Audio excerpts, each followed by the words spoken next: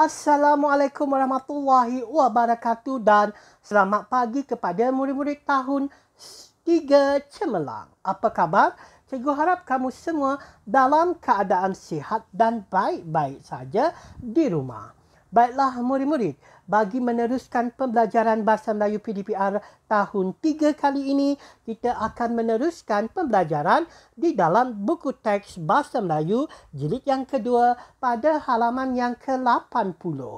Murid-murid, hari ini kita akan mempelajari perkara yang berkaitan dengan kemahiran tata bahasa iaitu kata tanya dan juga diikuti dengan ayat tanya. Cikgu harap di akhir pembelajaran nanti, murid-murid dapat menguasai perkara yang berkaitan dengan kemahiran tata bahasa yang kita pelajari dalam siri pengulangan iaitu kata tanya dan juga ayat tanya. Sudah bersedia murid-murid? Sekiranya sudah bersedia, mari kita teruskan pembelajaran kita pada hari ini. Baiklah murid-murid, pada halaman yang dinyatakan iaitu pada halaman ke-80 terdapat dialog yang disertakan dengan gambar. Jadi cikgu harap kamu dapat membaca maklumat yang disediakan dengan sendiri di rumah. Seperti biasa, cikgu akan bacakan maklumat yang terdapat pada halaman yang ke-80. Ayat tanya dengan kata tanya dan ayat tanya tanpa kata tanya. Rakan niaga muda. Berapakah keuntungan Hanif? Keuntungannya sebanyak ringgit Malaysia RM110. Kita hendak menggunakan keuntungan itu untuk apa? Bolehkah kamu semua memberikan cadangan? Ya, sudah tentu boleh. Boleh. Setujukah jika kita simpan keuntungan itu untuk jamuan kelas pada hujung tahun ini? Boleh juga jika mendapat sokongan ramai. Murid-murid, di sini kamu diminta untuk melengkapkan dialog pada gambar yang kedua dan diikuti dengan gambar yang ketiga. Di mana dialog ini perlu dilengkapkan di dalam buku latihan.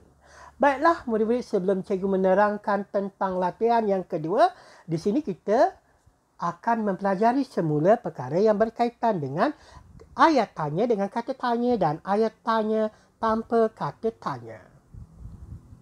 Ini merupakan cara kata tanya, iaitu di mana apa adalah mewakili benda, bila adalah mewakili masa, di mana adalah mewakili tempat, berapa adalah mewakili bilangan, siapa adalah mewakili orang, mengapa adalah mewakili sebab dan juga bagaimana mewakili cara. Apabila menggunakan ayat tanya, tanda tanya seperti yang dinyatakan dalam video ini mesti diletakkan di belakang ayat, menunjukkan ayat yang kamu hasilkan adalah ayat tanya, iaitu di mana kamu mempersoalkan sesuatu perkara untuk menuntut jawapan bagi persoalan yang dikeluarkan oleh kamu.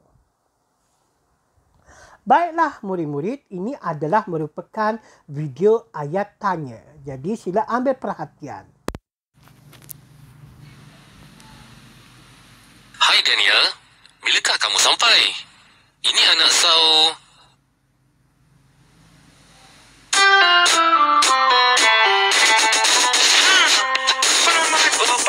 Siapakah dia ini? Mengapakah dia di sini? Dia buat apa? Dia buat apa? Pamat, oh Pamat, berapakah umurnya? Dia kesini bagaimana? Rumahnya di mana? Rumahnya di mana?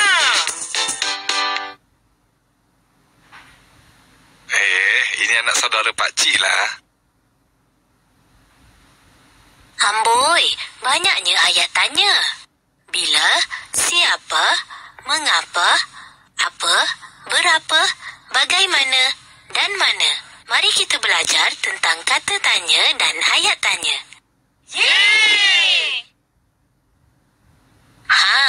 Ada juga ayat tanya yang tidak mempunyai kata tanya. Nak tahu? Mari teruskan pembelajaran.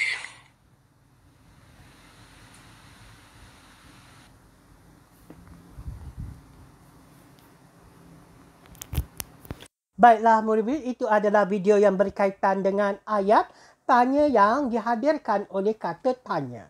Murid-murid, ini merupakan pembelajaran kemahiran tata bahasa secara pengulangan di mana kita telah mempelajari perkara yang sama pada semester yang lepas. Jadi di sini cikgu harap kamu dapat memperkukuhkan lagi kefahaman kamu berkaitan dengan ayat tanya dan juga kata tanya.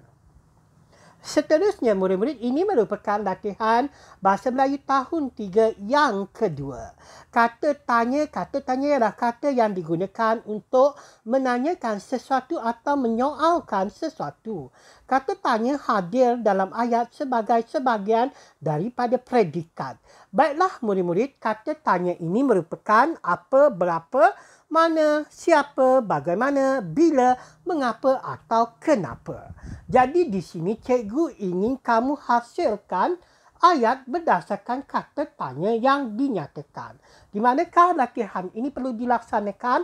Latihan ini perlu disempurnakan di dalam buku latihan di mana kamu diminta untuk membina ayat yang lengkap berdasarkan kata tanya yang dinyatakan di dalam video ini. Jadi murid-murid, cikgu harap kamu dapat menyempurnakan latihan ini dengan baik di rumah. Baiklah, di akhir pembelajaran, cikgu ucapkan ribuan terima kasih di atas penglibatan kamu dalam PDPR kali ini. Stay safe at home, jaga diri, sampai jumpa lagi. Sekian terima kasih daripada saya, Cikgu Nazri bin Wahab.